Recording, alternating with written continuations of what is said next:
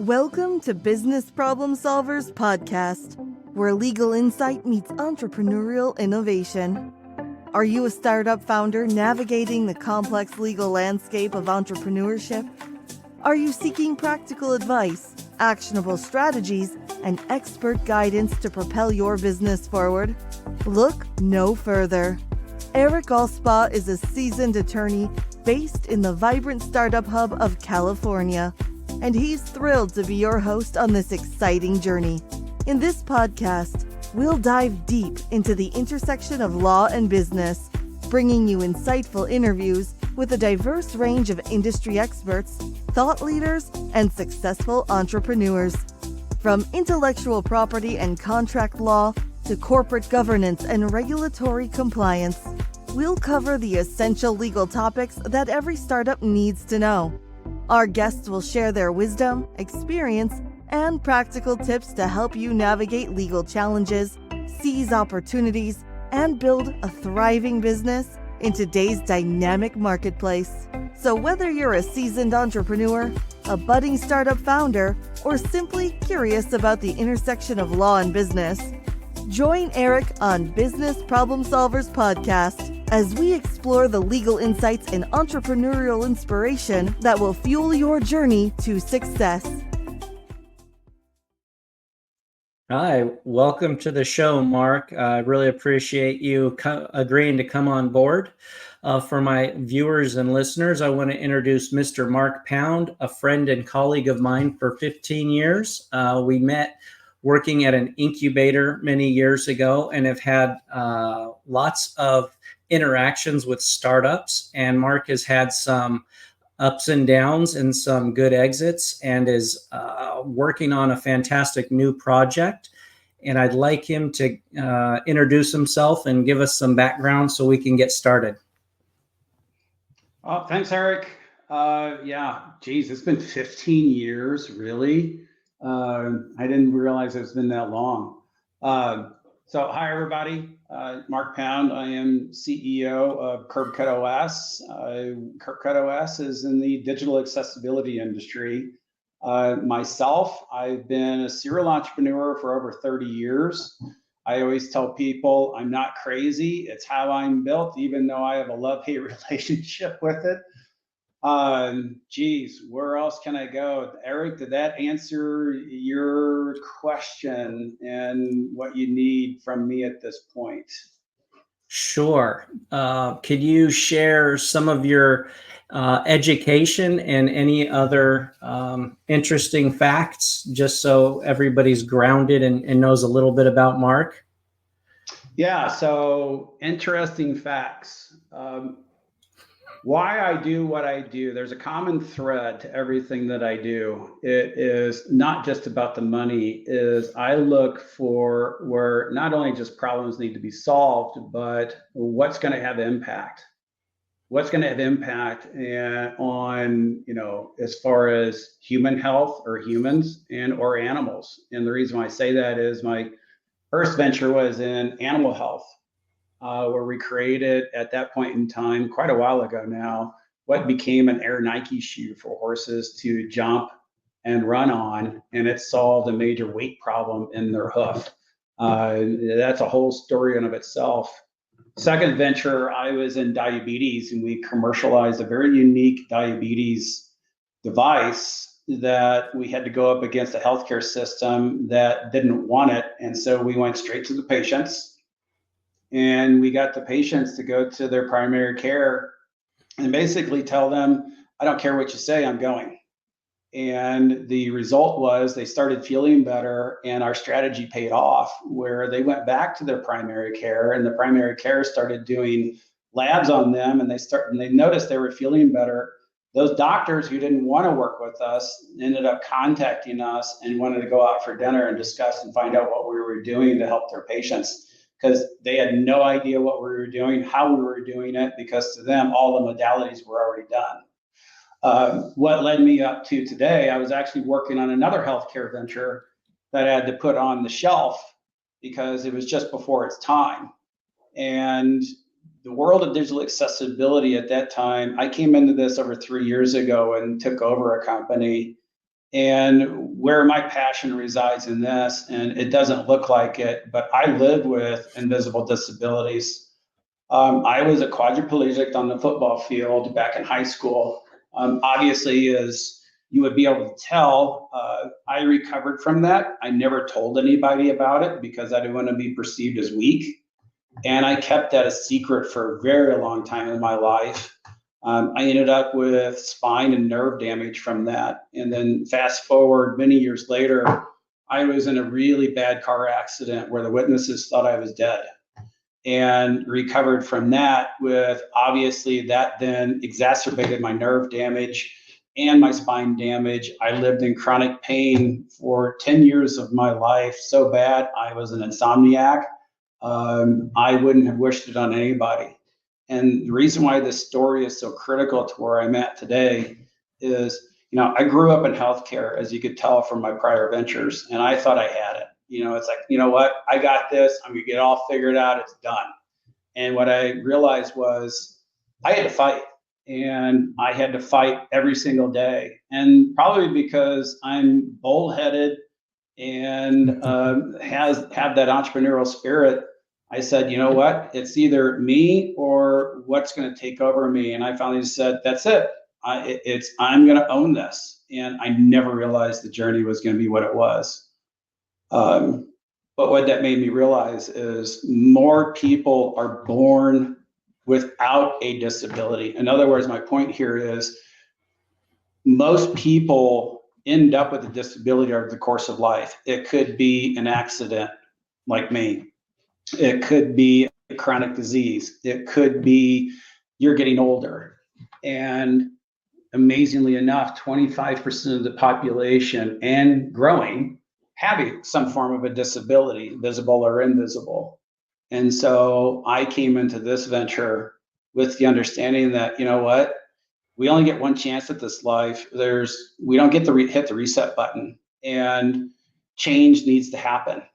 This industry, from my perspective, is broken because here we are in 2024, and 96% of digital assets, just the home pages, are considered inaccessible. That's a global statistic. And so what I realized was, here we have a market that's broken. The solutions aren't working. They may have worked at some point in time, but they're not working. And so that needed to change. Awareness needed to change. And so that's what I set out on with this journey. I will tell you, in the journey of taking over a company instead of building a company from scratch has been a huge challenge in itself, because I ended up, this company, when I took it over, had no departments. It had very few people. It had no systems. It had nothing. And we were growing 200% year over year. Okay. And what I tried to do during that time was try to create systems and departments.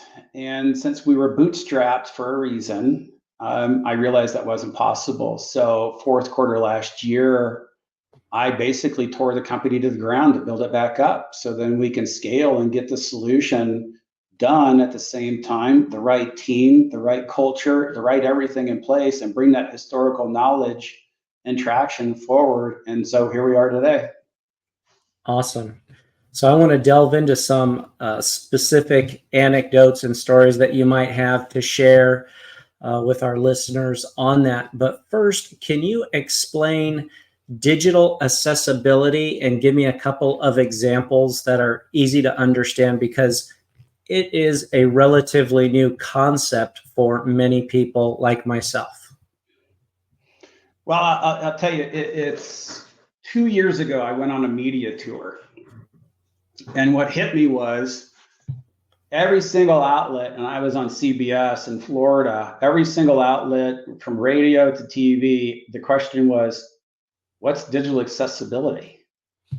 Yeah. And that was a great wake-up call, because then the questions that would ensue after that, one of them kind of puzzled me, because someone would say, show me a website that's accessible and one that's not. And I said, well, we do code level audits and remediation. You won't notice the difference. And they would look at me like, what do you mean we won't notice the difference? And like, you don't. And they're like, well, then how does somebody with a disability engage with a website? Well, because we work with the code, then their assistive technologies that they use, which could be screen readers, braille boards, anything of the such, knows how when it hits that website, that assistive technology then understands that, oh, here's the order, the headings, the images, the graphics, the color contrast, and they could be such minute changes, even though it's complex. They could be minute because we don't really even change the look of the brand. And that's the other fear. Oh, you're going to destroy my brand. And so now, part of this is dispelling that fear and pulling people off that ledge and getting them to understand that this isn't something for just people that have a disability. No, this is actually applicable to everybody. Okay. And let me expand on that real quick. There's a lot of cross-market benefits. And, the name of our company, for example, CurbCut OS, most people don't realize what the CurbCut phenomenon is. The CurbCut phenomenon is, in the physical world, for those of you old enough, you'll remember when we had, very sharp curves everywhere, and they came along and chopped them all up and put ramps. Fast forward, yes. Here we are today. And more people without a disability use those curb cuts than people with a disability. Same thing goes for closed captioning. Same thing goes for when you blow up the screen on your mobile phone. So, okay. And then the list just goes on and on and on. So there is a lot of cross-market benefit.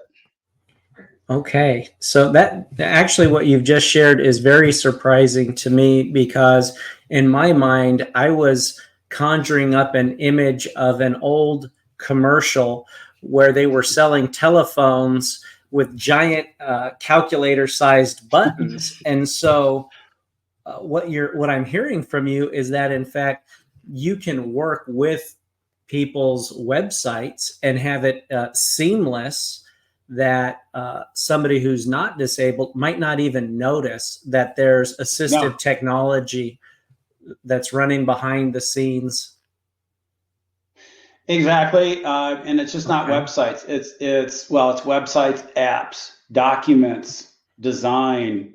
The list just goes on and on. Basically, anything that is digital has a compliance element to it.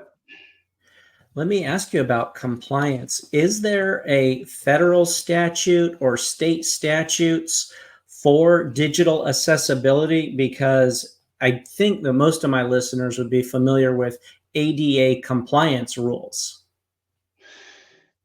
Yeah, and I'm taking a heavy breath because this is going to be a long-winded answer. That's okay. There's many, but let me preface this first. There's more to this than just legal compliance. That's one component, and I'll leave that out there for future on what else is beyond this. But within the legal realm, you've got Web Content Accessibility Guidelines, otherwise known as WCAG, which was drafted and then overseen by the W3C consortium. So you got that one. That is global. Okay, so that applies globally. Then within the U.S., you have ADA Title II and Title III, which is now being more enacted and more engaged than it was in the past. Okay. You have also Section 508. If you do business with the government, you better be compliant with Section 508, because if they audit you and find out you're not, then you're going to get kicked out. In fact, we helped a client that did get kicked out of that and lost multi-millions of dollars of contracts. There's also a new one called Section 504, which is applicable to healthcare, that is now enacted and signed. That's just within the US. Then you go to Canada, you've got AODA. I can't remember what AODA stands for because there's so many acronyms, but they have that in Canada. You go over to Europe, you've got EN 301549, but then that is going to be bundled into the European Accessibility Act, otherwise known as EAA, which is going to be enacted in law as of June next year, and the penalties aren't going to be anything that's kind. Let me put it that way. So we like to say EAA is very similar, if not the next GDPR. Okay. Wow, that's amazing that it's rolling out, and I'm curious of how this will receive publicity, if it's going to be from enforcement mechanisms from government or private individuals making complaints and drawing attention to this. Do you have any examples of federal in the US or Europe where enforcement actions have already begun? So enforcement is traditionally by individuals or law firms that are engaging in this. At the federal level, they are starting to pay attention to this. The DOJ is getting involved. The DOJ right now has a proposal out there for the medical device industry. Okay. And which kind of surprised me because we all know how government works. However, if you look at this proposal they have in the med device industry, what they're realizing is we have an aging population, which is becoming the majority, if not the majority. Birth rates are declining.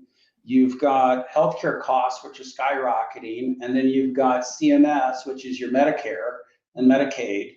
And they're trying to look at this and go, wait a minute, there is an emerging tsunami coming with an aging population, medical devices, the cost of care, which includes caregivers, because these devices are not accessible. Oh, wow. It's going to be a very, very big deal.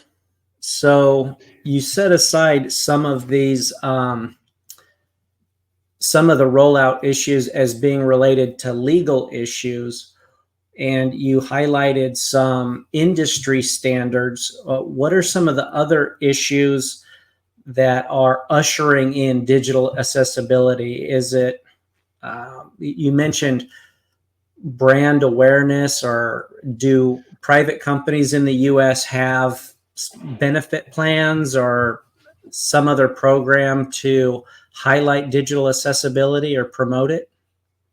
Well, what's interesting, so just in the short time I've been involved, which is 3 years, it has started to, the trend is moving away from this being taboo. Let's not talk about it. It's just under the table to people are starting to now pay attention. And I think part of it is the regulations, but the other part of this is, if we look at the overall population of people with disabilities, it's 1.85 billion. In other words, 25% of the population. Anywhere you go, if you're at a concert, you're at a football game, look in that stadium, 25% of those people in the stadium have some form of a disability. It's pretty large and it's growing. COVID contributed to it, and for a matter of fact. Chronic disease is contributing to it every single day. So is the aging population, in addition to accidents and everything else. So if we look at just that population alone, they have a spending power of $1.2 trillion. Now, if we expand beyond that, and these are all cited studies, and there's an additional study that says, okay, if we take that population and then include the friends and the family, or the siblings, well, that's under family part, but then that market goes to 13 trillion. Now, here's where it gets even more interesting. Part of that study was, and what they discovered is 82% of that population would spend more with companies that are doing something about digital accessibility. So not only is there an unlocked market opportunity here where companies are looking for growth, they're also will enhance their brand value. Because if you look at this from a generational standpoint, if you go sub 40 and 40s, maybe in the 30s and younger, and you talk about digital accessibility, many cases we've been in instances where we don't even bring it up. That generation brings it up and they'll go, hey, what's going on with digital accessibility? And we're like, that's awesome, because that's what we do. And so we're also in an age where everything is becoming so digitized by the second. We are living in the world where when we want something, we get it. If we don't get it, then we go somewhere else. And so here's another statistic. Just in the blind population alone, McKinsey did this study, $6.9 billion was lost in abandoned shopping carts. So Wow. there is a huge economic factor. Now, on the marketing side, there is proof that this enhances SEO. So Okay. there is an investment opportunity to actually get an ROI on. There is an ROI from unlocking a market opportunity that everyone has ignored. There is another opportunity in this where you look at your NPS score, which relates to your brand. And we're going to get into looking at business metrics, because when you start looking at NPS scores and you start looking at what's your drop off, what's causing that drop off, how does digital accessibility impact that drop off, and how can it enhance it?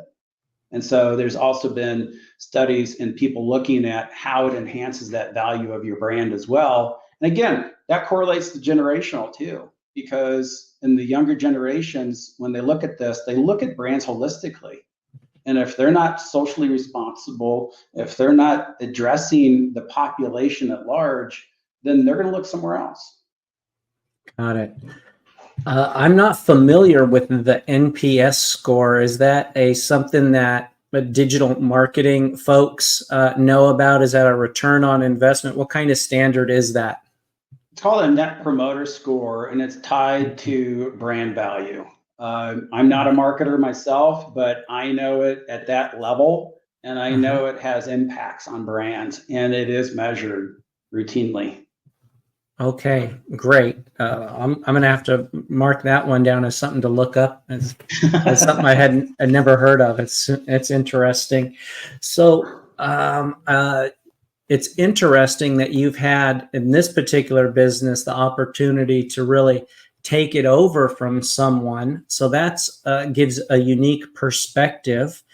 And I don't know if you want to share anything that you've learned from this experience, or if you want to share any experiences from startups, some anecdotal stories about transitions and things that you discover, maybe how you discovered them. And the purpose of this ultimate really is to, well, for me to laugh, but also for our listeners to maybe find something in a blind spot, something that you wouldn't think of until you've experienced it. And then there's some value from listening to people that were pioneers in the space. You know, one thing that comes to mind all the time, and I was guilty of this when I was younger: get out of your own way. Stop treating your idea and what you're working on as your baby. It's not. It's a business. And if you don't take it as a business, then you're eventually going to stumble and fizzle out. Because, you hire somebody and they're not working and you just tolerate it. And it's like, no, there is truth in the statement: hire slow, fire fast. You got to build the right team. If you don't have the right team, you're going to be doomed. You can take, and here's something I like to say is, there's no shortage of ideas. They're a dime a dozen. Teams aren't. You could take, if you lined up 5 teams, gave them all the same ideas, and we interviewed each team, we could pick out which one's going to work, if any of them. Because it's all great during the honeymoon phase. Oh my God, we're going to change the world. Things are going to be amazing. But what is not realized is, get ready, because there's going to be curveballs. There's going to be brick walls. There's going to be hurdles to jump, things to duck. And you're going to have to wake up every day, and you're going to have to look at this and go, okay, it's not the greatest day in the world, but I got to keep pushing that boulder up the hill, because if I don't, then what's the alternative? I let go of it, it runs over me. But at the same time, when you're doing that, you also have to be aware of, what's the culture you're creating? Who am I surrounding myself with? And then from a monetary standpoint, did we do a market analysis? one of my favorite things I ever ran across is when I was helping an accelerator and I came across a guy. He had some kind of mobile device. I don't know what it was. It was like a snap-on to phones or something. And I'm like, oh, that's pretty cool. So what's your marketing? He goes, I don't know. We just make them and we sell them. And I thought, oh, you're going to be dead in a short period of time. So, it's people don't become so infatuated with your idea that you can't get out of your own way. You got to listen to others. On that, I was going to ask, what tools can you suggest as practical or easy for those? I deal with inventors a lot. Do they need to change their perspective? Do they need to go out in the market? What can they do to fact check themselves on their idea that they're enamored with and get them to look at it as a business? What kind of practical tools? Well, I think it goes back to, if I understand the question, it goes back to what I said before, getting out of your own way. And here's why. And I made this mistake. My very first venture, which I was too scared to release and let people see and give me feedback, because I want to protect it so much that I wouldn't let it breathe. And it cost me, because 2 years later, I saw my same exact thing come out onto the market. Same exact thing. And I couldn't let go of it. So obviously you got to protect yourself. But at the same time, with protecting yourself, is let it breathe. And one of the tricks is, if you have a product and you want to sell it on the market, mock it up. Create a website, mock it up, and then sell it and put up there, oh, it's already sold out, and see what the demand you get for it. And just don't look at the product, look at your marketing. Marketing is going to sell the product. The product's got to sell, it has to address a pain, or it has to be a want, as opposed to a need. It could be a need, but still you got to position that thing correctly. And then at the same time, you got to be willing to say, you know what, let's make some adjustments. Don't get so fixated. So I don't know if that answers your question or not. No, that was a great tip for these garage inventors to go ahead and create a Wix, create a website that has the appearance of a minimally viable product, even if you don't have one, just so you can walk yourself through those steps, and then have the courage to experiment, put yourself out there. And we can come back to the IP and the technical stuff, the legal boring stuff in a minute. And I do want to hear about that, of course. Something else you said that was super valuable and interesting is your experience with team building and advising startups. And this has come up again and again on this podcast. How do you form a team? Where do you find the right people? And are there quick things that you can do to evaluate them? Or is this 30 years of hurdle hopping and experience of running into things and getting knocked down and picked up? Can you give any tips on team building? I wish I could, because if I could, that I would be a billionaire, because here's the thing. And it's a known thing within startups, is you can go through teams or go through team members quick. You may have, and I just experienced it with this venture I took over, is the original founder didn't work. And he left, and that's fine. That's okay.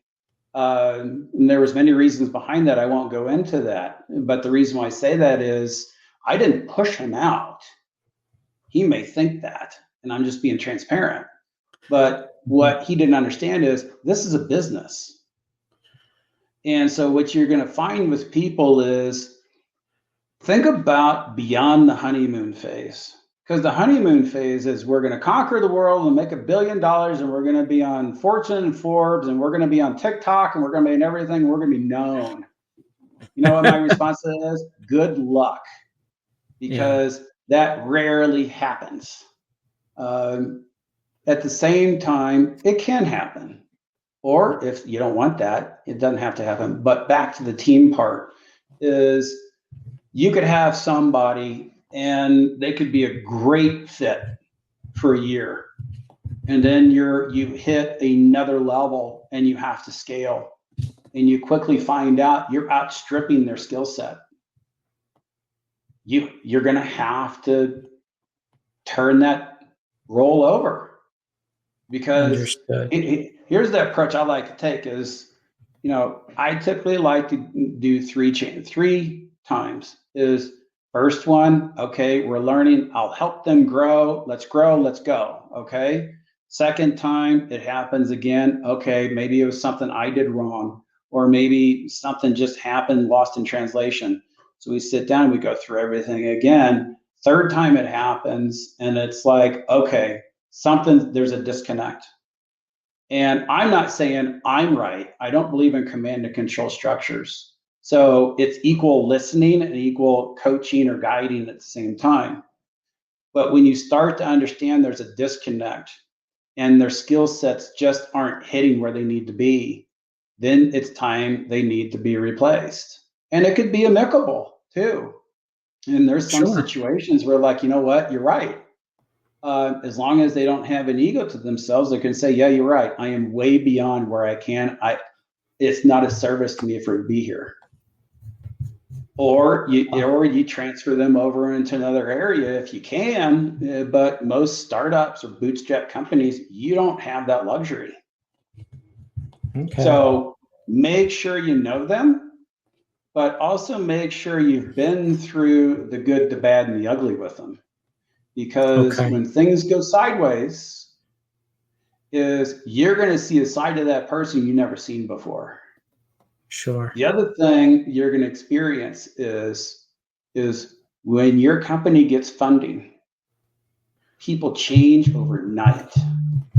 Okay. And I've had that happen in all my prior ventures.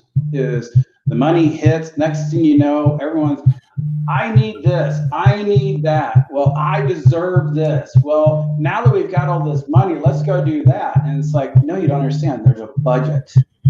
Right. You have to adhere to the budget. Now, you're responsible for your budget, but then greed also sets in. So part of that greed factor comes in, and you have to be able to manage that. So I think what you're hearing is it's not an easy road.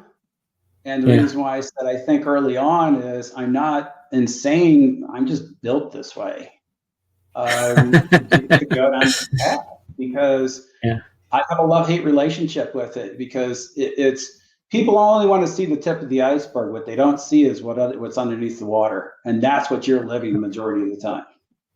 Absolutely. Absolutely. Nature, nurture.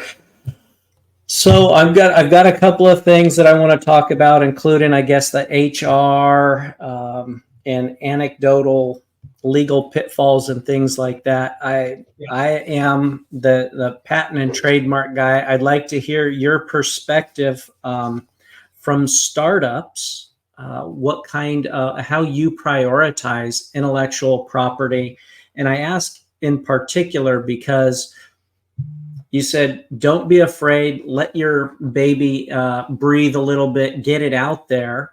And in the context with medical device, you need to have and pharmaceutical, you need the patents before you can disclose. And there's certain industries which more amenable to disclosure. And so share with us some of your thoughts on intellectual property strategies. And then if you have any funny anecdotal stories about good things or bad things, I'd love to hear those too. So IP, some of the lessons I've learned, and again, whether I'm right or wrong, but these are from my own personal stories, are just because you come up with a name, don't rush out and trademark it, because you don't even know if it's going to stick. Okay. So when you hit on something, you're going to know it when you hit it. And you're going to know, I got to get this thing trademarked. Okay. Because that's a process in of itself. You just don't fill out a form and then, oh, hey, it's all going along. Oh, no. It's a process. And I've learned the USPTO, it kind of depends on who you get. Something can just fly through and they're like, oh, wow, I can't believe this happened. Other times you're like, wait a minute, why are they questioning this? This doesn't make any sense. So, those things happen. On the patent side of things, that's a loaded question, because if you look at it from so many different angles and so many different industries, obviously in healthcare, yes. I mean, it's unavoidable. You need to do that. If it is a tchotchke where it's going to have a limited lifespan, you know what? I wouldn't do it. It's speed to market and making sure you're always staying one step ahead. In the technology industry, I take the approach that technology changes so fast.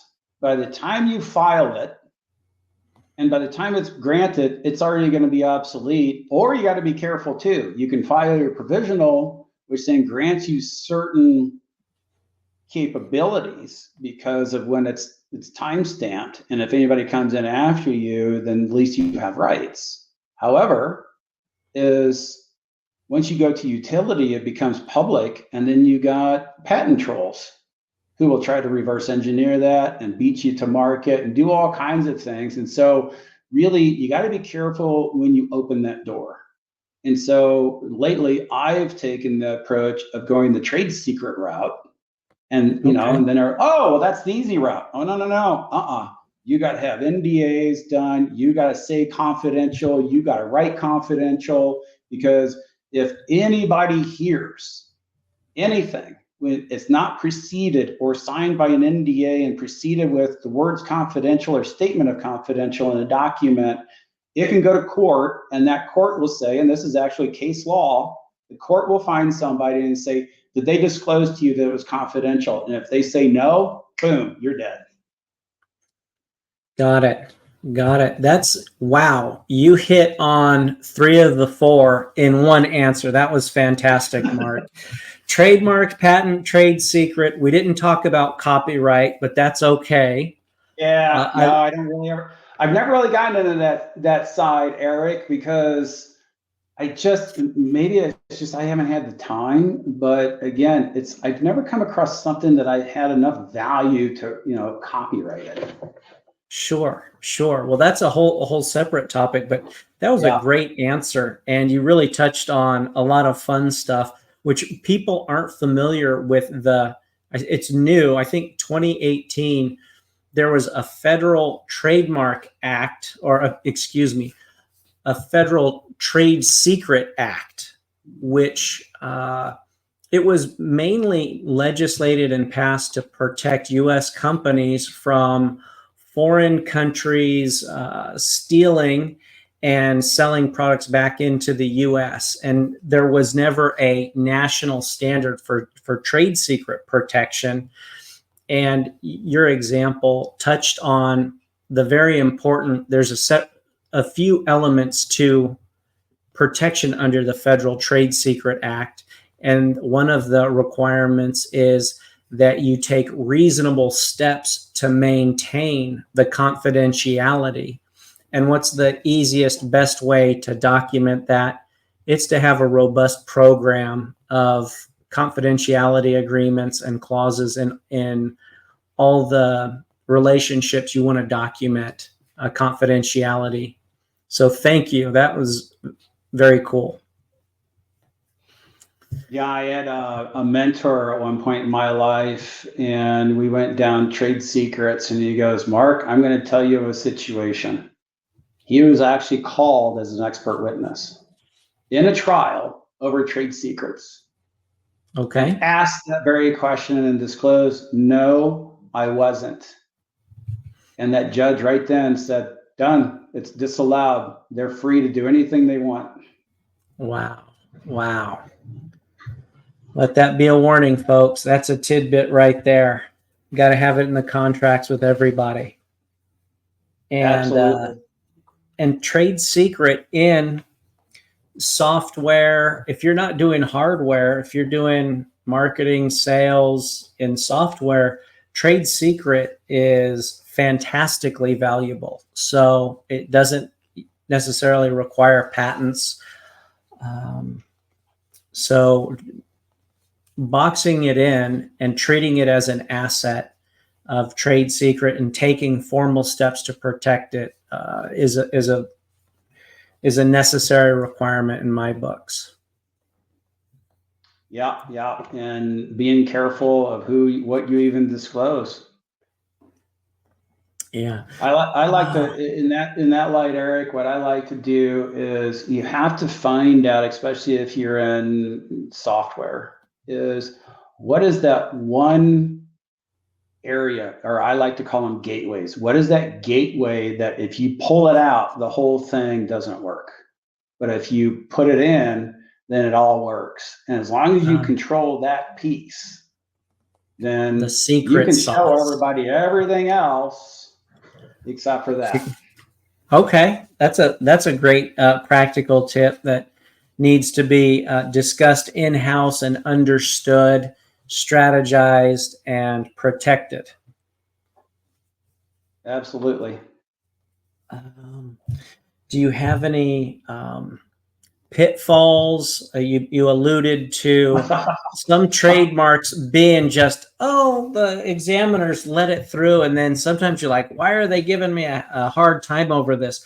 I have to tell you that marketing people, typically unsophisticated marketing people, have a difficult time thinking about, well, I just described my product in the best way so that it's easy for people to conjure up the image, and people don't think about the government's purpose behind trademark, which is paternalistic and helping people who can't read maybe be able to understand the source of that product or service easily. And that's the underlying purpose of trademark law, not I want to protect my logo and the way it looks.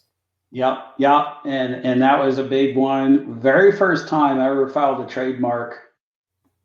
I lived in Northern California at the time, and my IP attorney was in San Francisco. I don't know why I'm saying that, but the wake up call I had was, he goes, yeah, we're just going to file a word mark. I'm like, what do you mean a word mark? What about this? What about that? He goes, no. Throw that out right now. Let's just get the name. Well, what do you mean by that? In most simple, just like going into a Word document and typing it out and then submitting it. And I'm like, really? And he's like, yeah, that's it. That's it. And then the process just to get that done was fascinating. Were you successful with obtaining a registration on that, Mark? Yeah. Congrats. That was awesome. that was my very first company. Neat. I love that.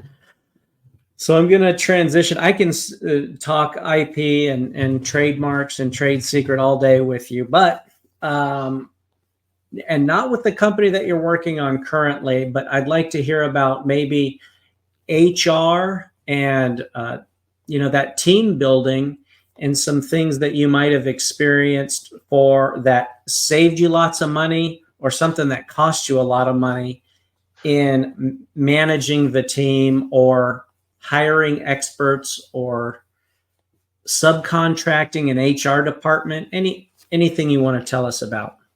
Yeah, one lesson I learned over the years was HR is a very expensive department, because if you have, like all my companies, all my companies have been virtual before virtual was ever a thing.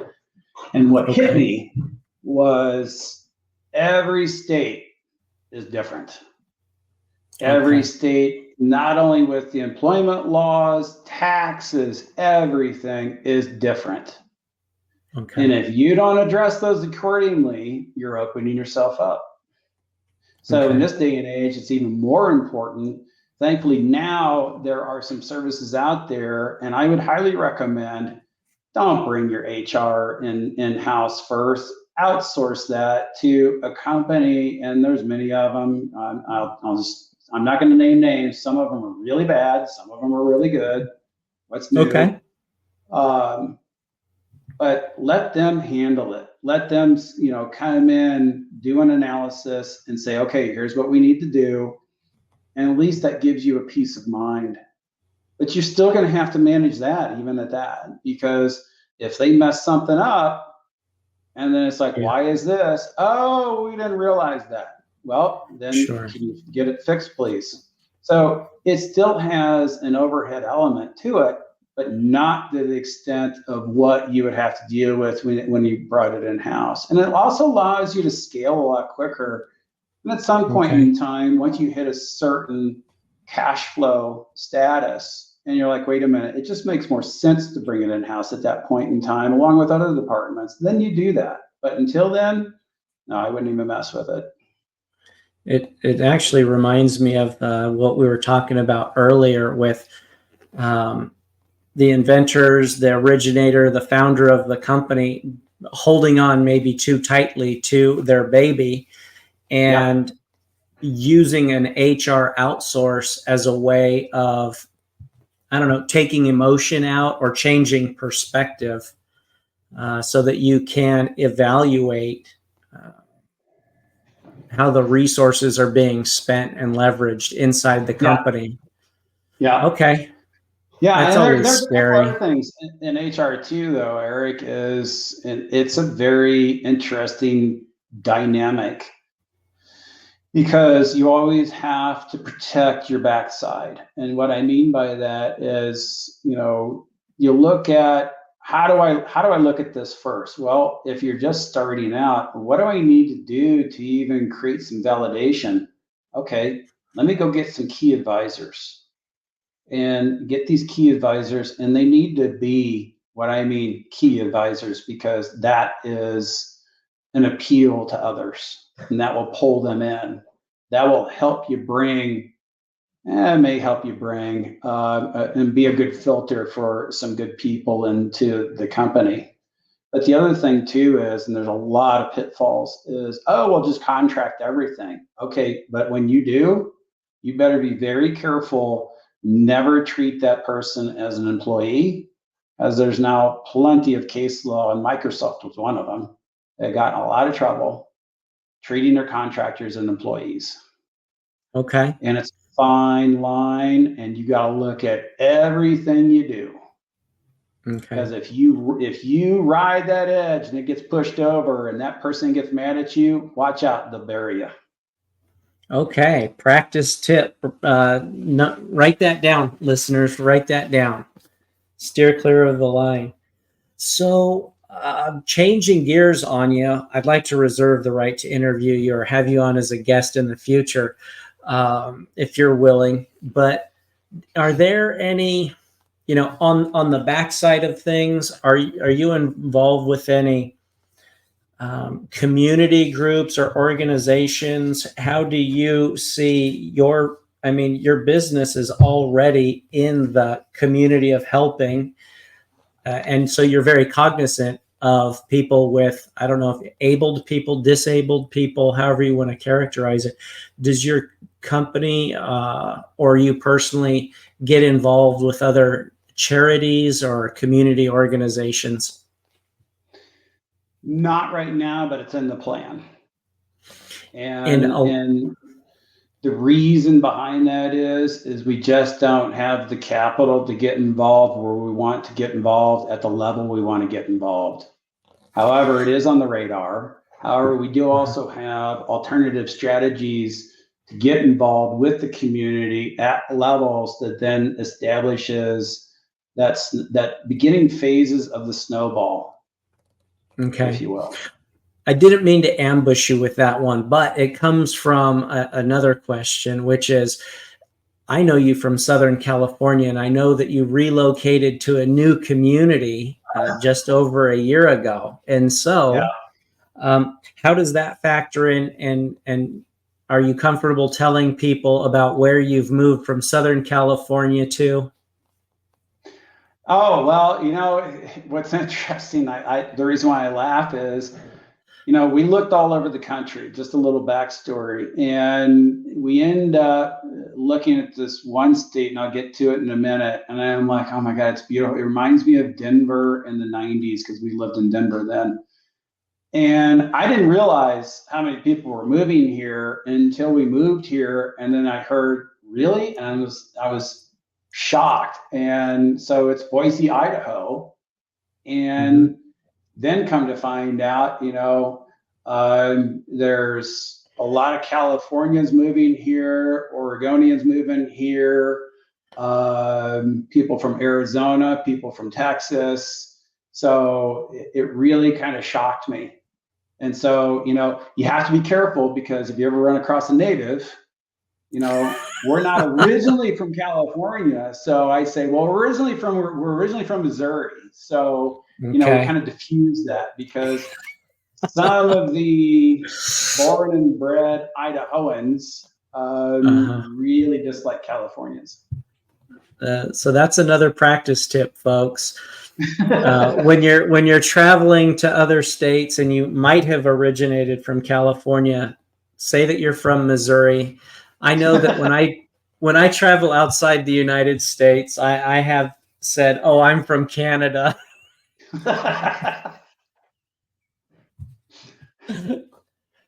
Oh, that's great. So how do you like the community in Boise, and are you able to put down roots and get involved in the community? So I work too much to get too involved, but the neighborhood we're in now, we've got some good friends in this area, none of which are from Idaho, by the way, California and Texas. Okay.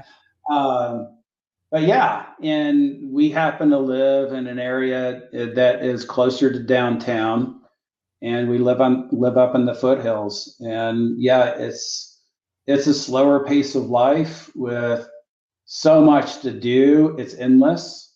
Once you go up in the mountains, it's amazingly beautiful and unspoiled. And it's the other part that hit me, and this was a welcome piece, is the friendliness. It was like when we first got here and people were so friendly, I look at my wife and I go, thinking, what do they want? What, do they want something? Yeah. And finally we just got, we're like, oh, actually, no, they don't. People are just friendly. So that was a very welcome thing, amongst other things too, because we've been to so many other areas. Awesome. So you're an ambassador for Boise, Idaho.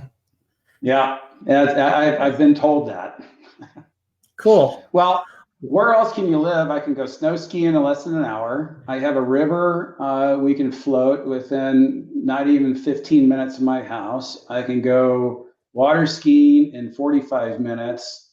And if I want to go far away in the mountains, then that's about 2 hours. And you can go into what's known as the Aspen of the North, which is Sun Valley.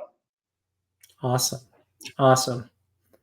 That's amazing. I'm glad that's working out for you. And will you please allow me to have you back for a follow-up with some more pitfalls and humorous stories? Absolutely. I have plenty to share. All right. And if anybody wants to get in touch with you, should they look up your company website or email you, or what's the best way somebody can get in touch with you? Probably the best way is LinkedIn. Okay, great. So everybody, it's Mark Pound in Boise, Idaho. Yeah, if you just look that up and you look up the company name, CurbCut OS, you'll find me. And I would say that's the easiest way, because the email's too long. The website, you wouldn't reach me directly from the website. Obviously, that's on purpose.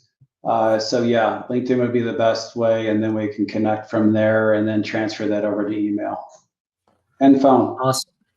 Awesome. Any final thoughts? No, but the next time we do this, I'm going to bring something out of left field and hit you with it. Awesome. Thanks, Mark. Appreciate you so much. Yeah, likewise, Eric. Thank you. Stay tuned for our upcoming episodes, where we'll cover topics ranging from business formation and fundraising to contracts and compliance. Subscribe now and never miss an episode of Business Problem Solvers. Business Problem Solvers podcast is proudly brought to you by Eric B. Alspaugh, APC, providing comprehensive legal solutions for startups and entrepreneurs. Visit our website at www.alspaughlaw.com to learn more. Disclaimer: the information provided in this podcast is for educational and informational purposes only and should not be construed as legal advice. Consult with a qualified attorney or legal advisor to address your specific legal needs.